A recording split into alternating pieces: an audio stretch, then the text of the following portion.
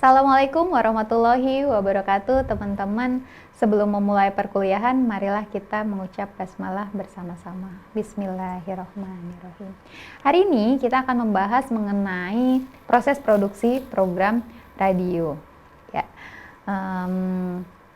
ngapain saja sih teman-teman di dalam perkuliahan ini ya? Selain teman-teman bisa siaran, intinya teman-teman juga mampu membuat sebuah program radio. Program radio seperti dalam slide ya, merupakan proses produksi kegiatan membuat konten audio yang akan disiarkan di jam-jam atau di slot-slot tertentu di dalam radio. Umumnya ada 6 tahapan atau 6 standar operasional prosedur yang harus dilalui ketika memproduksi sebuah program audio. Yang pertama ada planning, kemudian collecting, writing, vocal recording, mixing, on air, dan terakhir ada evaluating. Nah, untuk planning sendiri, proses perencanaan akan kita bahas hari ini, teman-teman. Kemudian yang selanjutnya kita bahas collecting, di mana collecting itu biasanya mengumpulkan materi, baik materi kata maupun materi musik. Kemudian ada writing, setelah materi-materinya terkumpul, ditulislah naskah. Kemudian vocal recording atau proses perekaman. Nah, biasanya kalau untuk program-program yang langsung on air, itu vocal recordingnya ya langsung siaran. Tapi kalau untuk program-program yang taping, setelah vocal recording kemudian dilakukan proses mixing atau proses editing dari audio supaya agar dapat berubah menjadi sebuah program melalui aplikasi-aplikasi tertentu. Dan terakhir, setelah programnya jadi didengarkan, selanjutnya proses yang terakhir adalah proses evaluasi. Jadi dengarkan programnya, kira-kira yang kurang apa, yang lebih apa, seperti apa, perencanaan program selanjutnya. Kembali lagi ke planning, walaupun diawali dari planning, tapi kegiatan ini semuanya terus berputar. Ya, hari ini kita akan langsung membahas proses planning atau perencanaan. Proses perencanaan adalah kegiatan ya, merencanakan paket acara siaran melalui diskusi kelompok oleh tim kreatif bersama para pelaksana siaran lainnya. Ada 9 hasil dari planning. Yang pertama adalah nama acara, kemudian yang kedua ada target pendengar, yang ketiga ada tujuan dan target acara, yang keempat penempatan siar, yang kelima sumber materi kata dan musik, yang keenam durasi, yang ketujuh biaya produksi, yang kedelapan bentuk promosi, dan yang terakhir adalah kru atau tim yang terlibat di dalamnya. Nah, kita masuk yang pertama nama acara. Merupakan identitas ya dari program acara yang membedakan antara satu acara dengan acara yang lain. Nah, nama acara yang baik teman-teman biasanya pertama harus menggambarkan isi dari programnya ya. Jadi jangan bilang program drama tiba-tiba acaranya musik drama, itu namanya membohongi pendengar seperti itu ya. Kemudian yang kedua, inspirasi nama acara itu macam-macam. Diambil dari mana saja sih? Bisa dari nama penyiar, bisa dari waktu siaran, ya, bisa dari inti programnya itu apa, bisa dari singkatan, bisa dari akronim, dan lain-lain. Yang ketiga, untuk menghasilkan sebuah nama acara yang baik, ya, dia harus singkat, jelas, kemudian sesuai dengan target pendengar, kemudian familiar, mudah diingat, dan membuat orang penasaran untuk mendengarkan. Adapun beberapa contoh nama-nama program, misalkan yang pertama ada Desta and Gina, Nikta Gina ya. Desta and Gina in the Morning. Ini diambil dari nama penyiar dan waktu siaran. Kemudian ada pula ini Afternoon Show, diambil dari waktu siar. Kemudian ada yang Zona Lagu Enak, ini Delta FM ya, menggambarkan isi program. Jadi dia tuh muterin lagu-lagu enak katanya. Kemudian ada Sehati dari akronim ya, Sehat Bareng iRadio. Kemudian ini drama ya, salah satu drama di Jeronimo, Kos-Kosan Gayam, diambil dari nama lokasi ya, daerah tempat radionya. Dan ini contoh terakhir ada Tulalit, 7 lagu asik paling komplit. Ini contoh nama-nama acara yang bisa dijadikan inspirasi. Kemudian yang kedua, setelah menentukan nama acara, di dalam perencanaan juga menentukan target pendengar. Target pendengar program umumnya disesuaikan dengan target pendengar radio. Ini contohnya ada female radio ya, targetnya wanita muda dewasa. Jadi dalam menentukan target disesuaikan juga dengan target radio. Jadi nggak jauh-jauh paling tidak ya. Kalau female untuk perempuan, ya udah bikin program umumnya rata-rata khusus untuk perempuan. Walaupun pengisinya kalau digambar nih ada juga ya laki-laki. Ini beberapa contoh programnya, ada Female Afterglow, ada Happy Morning with Indie and Band, kemudian ada Female High Noon with Iriana Dewi. Nah, Menentukan target pendengar itu dasarnya apa? Bisa dari survei ya atau riset selera audiens. Juga bisa dari kebutuhan radio serta menyesuaikan lokasi di mana radio berada. Bisa juga disesuaikan dengan jam tayang dan format radionya. Oke, kemudian yang ketiga yang harus kita perhatikan dalam proses perencanaan adalah tujuan dan target acara. Tujuan dan target acara ini disesuaikan dengan fungsi manajemen media massa ya. Ada to inform, memberikan informasi, kemudian ada to educate, memberikan pendidikan, ada yang to pursue, menghimbau atau mengajak, ada juga yang hanya untuk hiburan, to entertain. Nah, tujuan lain ya dalam proses penentuan perencanaan ini bisa jadi mendapatkan audiens sebanyak mungkin. Misalkan radio baru pengen dapat pendengar nih banyak, kemudian bisa membuat target-target audiens tertentu. Kemudian bisa jadi untuk pengakuan di radionya nih bagus nih, bisa jadi dapat penghargaan, bisa jadi untuk kepentingan publik, pure untuk siaran pelayanan kepada publik.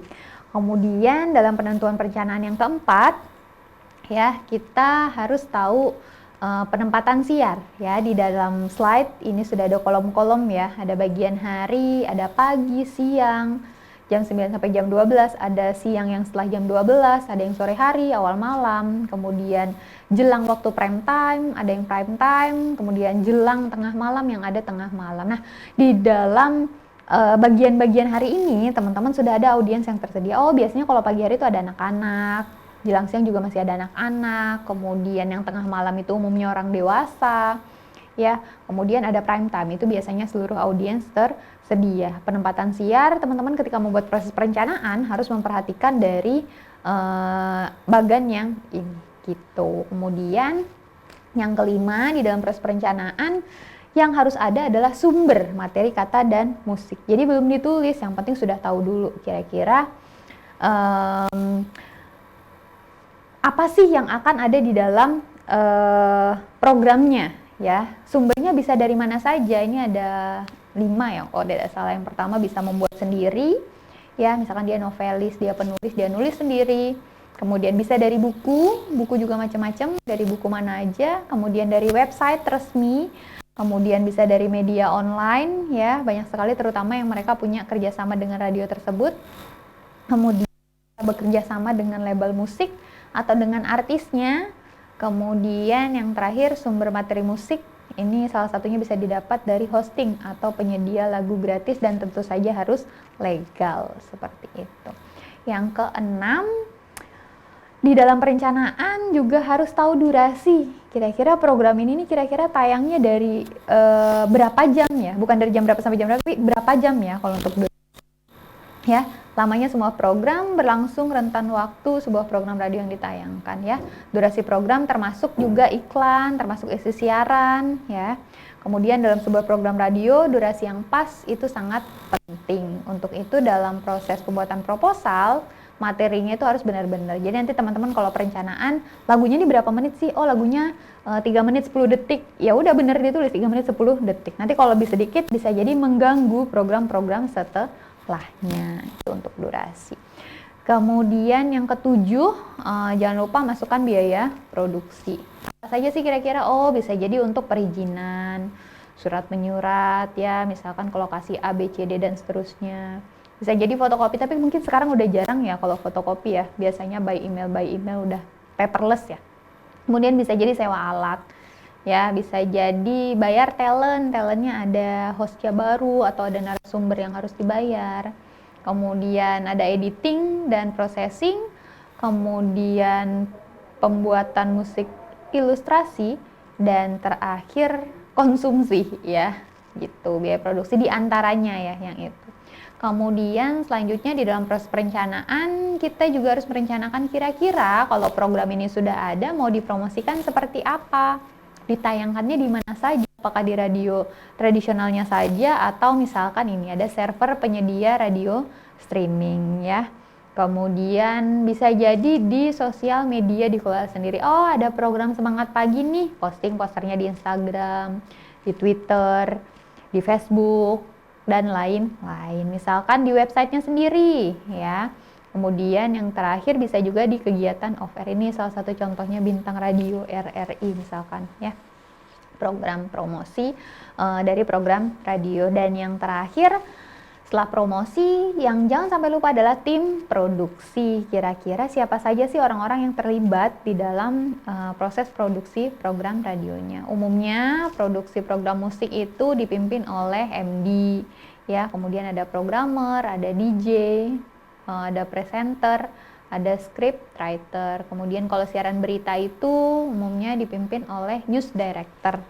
Ya, kalau tadi music itu music director, kalau berita news director. Kalau berita ada reporternya, ada penulis naskah beritanya, ada presenternya, ada editornya, ada anchornya. Kalau acara talk show tentu saja harus ada pemandunya, ya, operatornya, ada produsernya. Kalau siaran reguler itu siaran musik dan siaran yang biasa ya hari-hari bisa presenter, reporter, scriptwriter, dan operator. Terakhir produksi siaran infotainment dan iklan itu juga ada produser, presenter, scriptwriter, dan operator. Ini semuanya tim produksi menyesuaikan kebutuhan. Kadang-kadang di satu radio dan radio lain itu punya kebutuhan yang berbeda-beda. Jadi ini standar tidak baku ya teman-teman. Ini hanya pada umumnya saja.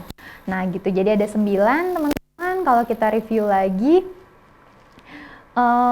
ini ada hasil planning ya. Hasil planning ini yang dituliskan apa saja. Oh, ada nama program, durasi, kemudian nama produsernya siapa, waktu tayangnya kapan, jenis programnya, dan lain-lain ya. Ini juga standar tidak baku ya, jadi menyesuaikan dengan kebutuhan. Ini umumnya saja seperti ini. Nah, jadi kalau kita review tadi teman-teman, hasil planning ada 9, harus menentukan nama acara, kemudian target pendengar, kemudian tujuan target acara, ada penempatan siar, sumber materi kata, musik, durasi, kemudian biaya produksi, bentuk promosi, dan terakhir kru atau tim yang terlibat dalam proses pembuatan produksi program. Nah, itu teman-teman untuk materi hari ini, bahwa di dalam proses produksi SOP yang pertama adalah melakukan perencanaan. Di dalam proses perencanaan ada 9 hal yang harus diperhatikan, dan 9 ini nanti semuanya keluar di dalam proposal ya, proposal yang